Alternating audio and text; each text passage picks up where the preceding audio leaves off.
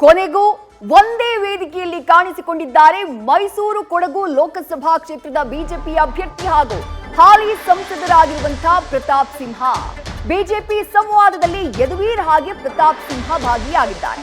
Ticket ಘೋಷಣೆಯಾಗಿ 3-4 ದಿನ ಆಯಿತು. ಎಲ್ಲಿ ಸ್ವಾಮಿ ಪ್ರತಾಪ್ ಸಿಂಹ? ಟೀಕೆ ಮಾಡಿದವರು ಎಲ್ಲ ಹೋಗ್ಬಿಟ್ರು? ಇಂಥದ್ದೊಂದು ಪ್ರಶ್ನೆಗಳು ಎದ್ದಿತ್ತು. ಈಗ ಕೊನೆಗೂ ಪ್ರತಾಪ್ ಸಿಂಹ ಪಕ್ಷದ ಕಾರ್ಯಕ್ರಮಕ್ಕೆ ಹಾಜರಾಗಿದ್ದಾರೆ. ಪಕ್ಷದ ಅಭ್ಯರ್ಥಿಯ ಜೊತೆಗೆ ಕೂತಿದ್ದಾರೆ. ಪ್ರತಾಪ್ ಸಿಂಹ ಅವರಿಗೆ ಈ ಸಂದರ್ಭದಲ್ಲಿ ಬೃಹತ್ ಹೂವಿನ ಹಾರವನ್ನ ಹಾಕಿ ಕಾರ್ಯಕರ್ತರು ಸ್ವಾಗತ ಮಾಡಿದರು. ಖಾಸಗಿ ಹೋಟೆಲ್ನಲ್ಲಿ ನಡೀತಾ ಇರುವಂತಹ ಕಾರ್ಯಕ್ರಮ ಇದು. ಪ್ರತಾಪ್ ಸಿಂಹ ಅವರ ಎಂಟ್ರಿಯಿಂದ ಮೈಸೂರು ಕೊಡಗು ಲೋಕಸಭಾ ಕ್ಷೇತ್ರದಲ್ಲಿ ಆ ಕ್ಷೇತ್ರದ ವಿಚಾರವಾಗಿ ಬಿಜೆಪಿ ನಾಯಕರಿಗೆ ಎದ್ದಿದ್ದಂತಹ ಟೆನ್ಷನ್ ಸದ್ಯ ಕೊಂಚ ಕಡಿಮೆಯಾದ ಹಾಗೆ ಕಾಣಿಸ್ತಾ ಇದೆ.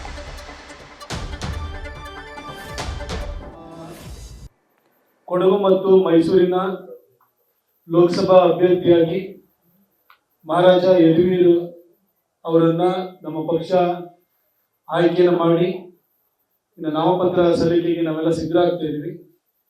ಈ ಸಂದರ್ಭದಲ್ಲಿ ಮಹಾರಾಜರಾಗಿ ಯದುವೀರ್ ಅವರು ನಾಡಿಗೆ ಪರಿಚಿತರಾದರೂ ಕೂಡ ಅವರು ಬಿಜೆಪಿ ಅಭ್ಯರ್ಥಿಯಾಗಿ ಜನಕ್ಕೆ ಪರಿಚಿತರಾಗಬೇಕು. ಅವರ ಚಿಂತನೆಗಳು, ಅವರ ಆಲೋಚನೆಗಳು, ಅವರು ಈ ಕ್ಷೇತ್ರದ ಬಗ್ಗೆ ಇಟ್ಕೊಂಡಿರುವಂತಹ ಕನಸುಗಳ ಬಗ್ಗೆನೂ ಕೂಡ ಜನಕ್ಕೆ ಮನವರಿಕೆಯನ್ನು ಮಾಡಿಕೊಡ್ಬೇಕಾಗುತ್ತೆ.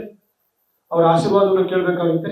ಈ ಹಿನ್ನೆಲೆಯಲ್ಲಿ ಜನರನ್ನ ಏಕಕಾಲಕ್ಕೆ ಇಷ್ಟು ದೊಡ್ಡ ಕ್ಷೇತ್ರ ಇದು ಕಡ್ಕೊಳದಿಂದ ಕರಿಕೆಗೆ ಹೋಗಬೇಕು ಅಂದ್ರೆ ಎಲ್ಲರೂ ಸಾಮಾನ್ಯರಾಗಿ ನಾವು ಬದುಕಬೇಕಾಗಿದೆ.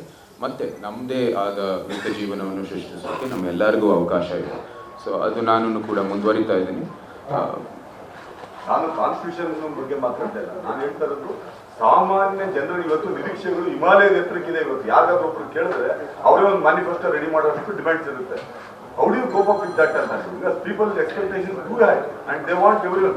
In Bakka Kundira, Nagendra, they are very accessible. But what about common man? I may be acceptable to you, but what about others?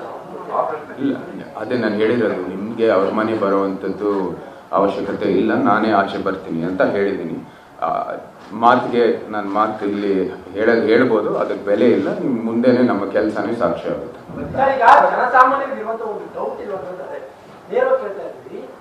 ಮಹಾರಾಜರನ್ನ ಯಾವ ರೀತಿಯಾಗಿ ನಾವು ಸಾಮಾನ್ಯ ಪ್ರಜೆಯಾಗಿ ಟ್ರೀಟ್ ಮಾಡಬೇಕು, ಮಹಾರಾಜ ನಮಗೆ ಸಿಗ್ತಾರೆ ಅನ್ನುವಂಥದ್ದು ನಿಮ್ಮ ಬಗ್ಗೆ ಇರುವಂತಹ